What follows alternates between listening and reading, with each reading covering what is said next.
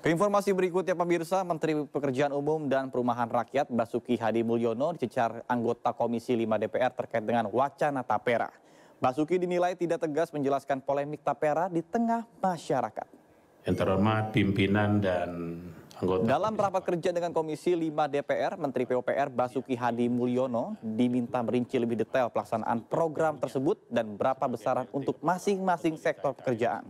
Bahkan anggota Komisi 5 DPR RI Irina Yusiana Roba menilai Basuki tidak tegas menanggapi isu tapera. Yang kedua, Pak, ada nggak sih Pak, ini saya lihat wawancara Pak Basuki di mana-mana kalau ditanya tapera, ini jawabannya tuh kok tidak firm gitu. Ya, Pak, ini tapera gimana nih Pak?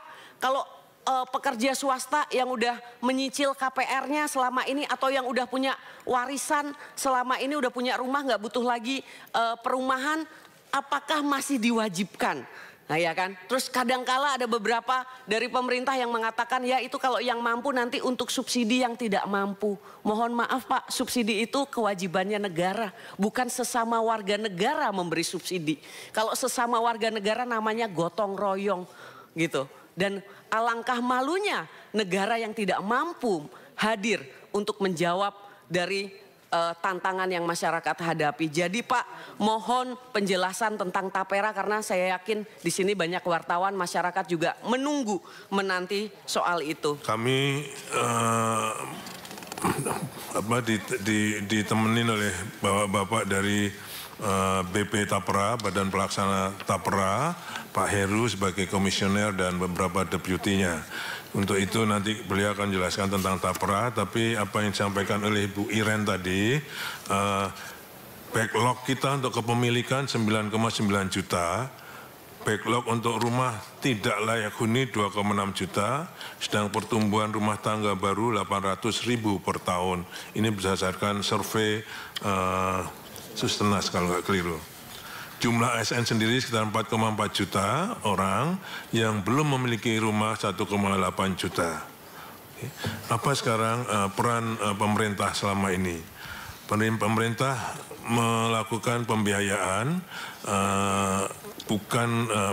bukan dari APBN untuk yang khusus dan lain sebagainya, tapi ada pembiayaan untuk kepemilikan rumah melalui ibu bapak sekalian yang sudah setuju juga fasilitas likuiditas pembiayaan perumahan dari 2010 sampai 2024. Sampai dari 2010 sampai 2024 itu sudah lebih dari 105 triliun. Itu pun bisa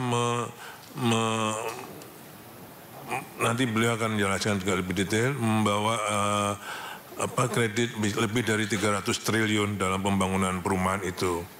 Kemudian juga ada subsidi selisih bunga yang diselarkan melalui tahun 2015 sampai 2020 dan bantuan pembiayaan perumahan berbasis tabungan itu PP2BT itu yang kecil